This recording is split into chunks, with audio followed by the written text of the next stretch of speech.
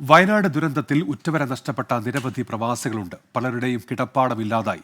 ദുഃഖം കടിച്ചമർത്തി പ്രവാസ ലോകത്ത് ജോലി ചെയ്യുകയാണ് ഇവരിൽ പലരും. ജിദ്ദയിലും പരിസര പ്രദേശങ്ങളിലുമുള്ള വയനാട്ടിൽ നിന്നുള്ള പ്രവാസികൾ കഴിഞ്ഞ ദിവസം ജിദ്ദയിൽ ഒത്തുകൂടി. ഇവരെ ആശ്വസിപ്പിക്കാൻ സമൂഹത്തിന്റെ വിവിധ തുറകളിലുള്ളവരും ഒത്തുചേർന്നു.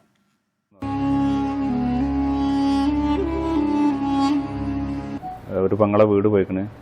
പാപ്പാൻ്റെ കുടുംബക്കാരൊക്കെ ഈ ചുറ്റുവട്ടത്തുള്ളത് ഒരു ഏരിയ തന്നെ. ഇപ്പോൾ 26 ആൾ പോയി എന്ന് പറഞ്ഞില്ലേ, ഒക്കെ എല്ലാവരും ഒരു ഏരിയയിലാണുള്ളത്. ഉപ്പാൻ്റെ അനിയന്മാർ 2 ആൾ പോയി, ഉപ്പാൻ്റെ പങ്ങളെ ഭർത്താവ് പോയി. ഒരുപാട് ആൾ, 26 ആൾ, അതിൽ 16 ആളെ കിട്ടിയെന്ന് പറഞ്ഞ്, ഏട്ടനെ കിട്ടിയിട്ടില്ല എന്ന് പറഞ്ഞ്, തിരിച്ചറിയാത്ത കുറേ എണ്ണം മറവ് ചെയ്തു പറഞ്ഞ് അതിൽ പോയിക്കണമെന്ന് പറയാനും പറ്റില്ല. ഇന്ന് പാപ്പാൻ്റെ DNA ചെക്ക് ചെയ്തിട്ട് എളാപ്പാൻ്റെ ബോഡിയുമായിട്ട് അവരിന്ന് ചെക്ക് ചെയ്തിരിക്കുന്നു. ജിദ്ദയിൽ ജോലി ചെയ്യുന്ന നജമുദ്ദീന് വയനാട് ദുരന്തത്തിൽ നഷ്ടപ്പെട്ടത് കുടുംബത്തിലുള്ള 26 പേരെയാണ്. 16 പേരെ തിരിച്ചറിഞ്ഞു, 10 പേരെ കാണാനില്ല, അല്ലെങ്കിൽ തിരിച്ചറിഞ്ഞിട്ടില്ല. ജിദ്ദയിൽ രൂപീകരിച്ച പൊതുകൂട്ടായ്മ പ്രതിനിധികളോട് മനസ്സ് തുറക്കുകയായിരുന്നു ദുരന്തത്തിനിരയായ പ്രവാസികൾ. മുണ്ടക്കൈ, ചൂരൽമല പ്രദേശങ്ങളിൽ നിന്നുള്ള പലരും ജിദ്ദയിലും പരിസര പ്രദേശങ്ങളിലുമുണ്ട്. ഉറ്റവരെയും കിടപ്പാടവും നഷ്ടപ്പെട്ടവർ, ദുഃഖം കടിച്ചമർത്തി പ്രവാസ ലോകത്ത് തന്നെ തുടരുന്നവർ. മുമ്പ് ഉരുൾപൊട്ടലുണ്ടായപ്പോൾ ചൂരൽമലയിൽ നിന്നും മാറി താമസിച്ചതുകൊണ്ട് ജിദ്ദയിലെ റെസ്റ്റോറന്റ് ജീവനക്കാരനായ സഫ്വാന്റെ വീട്ടുകാർ രക്ഷപ്പെട്ടു.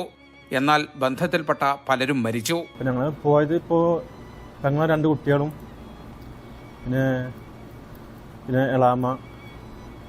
എളാമ്മൻ്റെ ഭർത്താവ്, പിന്നെ എളാമ്മൻ്റെ മോള് പ്രസവിച്ചിട്ട് ഇപ്പോൾ 16 ദിവസമായിട്ടുള്ളൂ.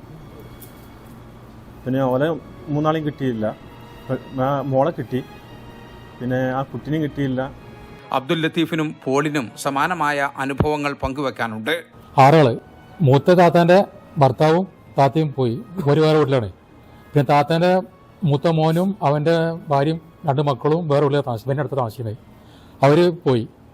അതിൽ മൂത്ത അളിയൻ്റെ ബോഡി കിട്ടി.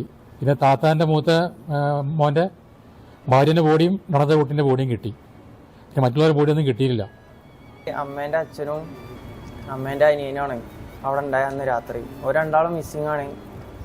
പിന്നെ എൻ്റെ ചങ്ങായിമാരും എൻ്റെ നാട്ടുകാരും എല്ലാവരും പോയി. നാടനല്ല ഇപ്പോൾ. ദുരന്തത്തിൽപ്പെട്ടവരെ സഹായിക്കാൻ ജിദ്ദയിൽ പൊതുകൂട്ടായ്മ രൂപീകരിച്ചിട്ടുണ്ട്. വയനാട് ജില്ലാ കൂട്ടായ്മയുടെയും ജിദ്ദ കേരള പൗരാവലിയുടെയും നേതൃത്വത്തിലാണ് കൂട്ടായ്മ പ്രവർത്തിക്കുന്നത്. പ്രവാസികളുടെ ബന്ധുക്കൾക്ക് മുൻഗണന നൽകിക്കൊണ്ട് 10 വീടുകൾ നിർമ്മിച്ചു നൽകാനാണ് തീരുമാനം. ജലീൽ കണ്ണമംഗലം, 24 ജിദ്ദ.